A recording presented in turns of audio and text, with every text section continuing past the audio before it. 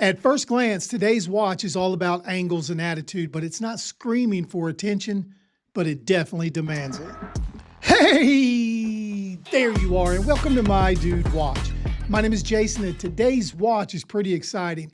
The moment you see you, it reaches out and grabs you, but what happens once you strap it on your wrist? You need to see this. This is going to be fun. You know the deal. Grab a snack, pull up a chair, and let's talk watches. You asked for it, you got it. My Dude Watch has merch. I'll leave you a link in the description just in case you want to see what it's all about. Some of it's kind of fun. I think you would enjoy it, but that's not why we're here today. We are here to break down this watch, the Ember Rocket. And I want to take just a moment to say thank you to Ember for loaning me this piece for review. I'll be returning the Rocket once this video is complete. And as always, the opinions you hear today are all my own. All right, we are ready to begin, and we'll do so as we always do right here with the tail of the tape. The Rocket measures in at 40 millimeters in case diameter, 47 millimeters lug to lug, and about 12 millimeters thick. You get a flat piece of AR-coated sapphire, a well-crafted bead-blasted 316L stainless steel case, a quick-release bracelet for easy strap changes, and an on-the-fly adjustable clasp. Inside, we've got the trusted Seiko NH38A automatic movement, and yes, I put this one on the timegrapher, and we'll give you those results here shortly.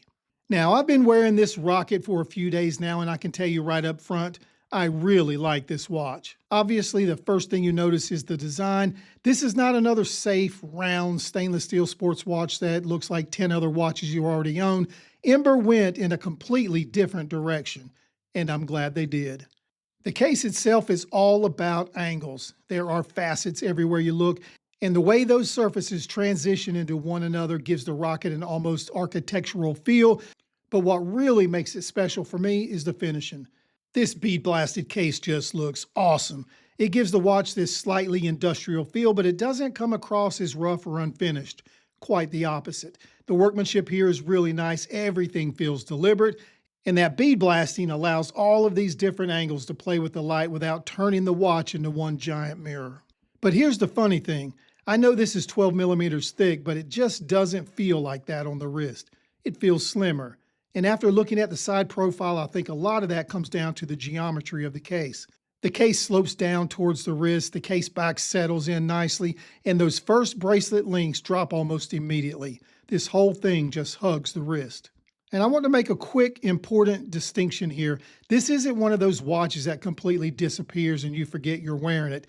You know it's there, but that's a good thing. It feels balanced, it feels planted, and has some presence without becoming annoying. And after wearing it for a couple of days, it just felt like it belongs there on the wrist. And honestly, this may be one of the biggest compliments I can give it. And let's move over to the dial. And obviously the color is going to grab your attention, but I like that Ember didn't overcomplicate things. The case is already giving you plenty to look at, so the dial stays relatively clean. You get large, easy-to-read markers, simple hands, and that contrasting seconds hand adds just enough energy. And because Ember went with the NH38A, there's no date window breaking up the symmetry. For this design, I think it was an absolutely good decision. Now, on top of the watch, you have this flat sapphire crystal right here, and yes, I tested it. It's definitely sapphire. But one of the things that impressed me the most is this anti-reflective coating. This is exceptionally good. There are certain angles when the crystal almost looks like it disappears, and with a dial like this, that matters. You want to be looking at the dial, not the reflection of the ceiling, your camera, or whatever happens to be near you. This sapphire is really nice to have, obviously, but the quality of the AR treatment is one of those little details that really impresses the owner. Now, you also get a signed screw-down crown, a screw-down case back, and 100 meters of water resistance. So although the Rocket has this very design-driven look, it's still a watch you can actually wear without feeling like you've got to baby it. Flip it over and Ember continues that geometric theme into the case back. You've got this engraved pattern through the center that fits the personality of this watch really well. So is anybody going to actually see it while you wear it? No, but I love that they bothered with it. I love that they took the time to make it exactly like this. This is a great fit for this particular watch. Now, the bracelet is another strong point, and it's a big part of why this thing wears so well. The links articulate really nicely, and the first links drop quickly away from the case instead of extending straight out. and that helps the entire watch conform to your wrist. You get these quick release spring bars here, which makes bracelet and strap changes painless, and then you also get this on-the-fly adjustable clasp. I know how you guys feel about this feature, so once you get used to being able to make quick adjustments during the day, you really notice when a watch doesn't have it. Now, powering the Rocket, Ember chose the Seiko NH38A. It's not really an exotic movement, but it's one you and I know you can trust. And for this particular watch, it makes a lot of sense. It's automatic, it hand winds, it hacks, there's no date configuration. It works perfectly with this dial. Now, I took the time to put this one on the timegrapher, and it shows plus 6 seconds per day, 301 degrees of amplitude, and 0.8 milliseconds of beat error. And I'll take that all day long. The amplitude is strong, the 6 seconds a day is strong, and that beat error is perfectly acceptable. This particular movement is running nicely. But what happens when the lights go out? Well, the Lume is absolutely a win here. It charges up bright, it's nice and even, and the hands and hour markers remain strong for quite some time. This is a really good piece with the Lume, especially from a brightness and legibility standpoint. I'm very impressed. But there is one thing. There's no Lume orientation marker at the 12, no lighted pip. And that creates a funny little problem in complete darkness. I can see the hands, I can see all the markers, but am I looking at 9:20 or am I looking at 20 minutes to 4? There's nothing glowing that tells me which way is up. If you gave me a loomed pip at the 12 or make that 12 o'clock marker a little bit different, something, because the Lume itself is too good to let such a small detail get in the way.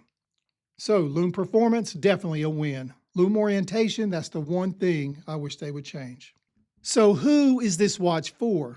I think it's for the person who's getting a little tired of safe watch designs, someone who still wants sapphire, 100 meters of water resistance, a reliable NH38, a solid bracelet, quick adjustments, and real everyday wearability, all wrapped up in something with a little more personality. If you want something clean, conservative, and completely under the radar, this probably is not your watch. But if you want something angular, modern, a little industrial, and genuinely comfortable to wear, the Rocket makes a perfectly strong case for itself. And that's what Ember got right. They committed to the idea, the case, the bracelet, the dial, the finishing, even the case back. Everything feels like it came from the same design conversation. There's a lot of brands out there have tried to make something a little bit different and it just didn't work out. That is not the case here. The Rocket feels cohesive. So where do I end up on the Ember Rocket? I like it. I really like it. And after wearing it a few days, I can see why so many others do too. Well, there you go, the Ember Rocket in all its glory. We'll put a link in the description just in case you want to go there and check it out and see if it's right for you. Hey, you made it to the end of another video.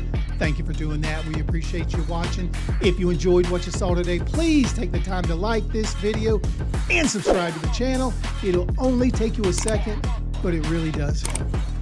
All right, guys, we're checking the time, and it is time to wrap this up, so we will close the show. My name is Jason with My Dude Watch. We'll do it all again next time, but wait, don't forget, dudes can't be late.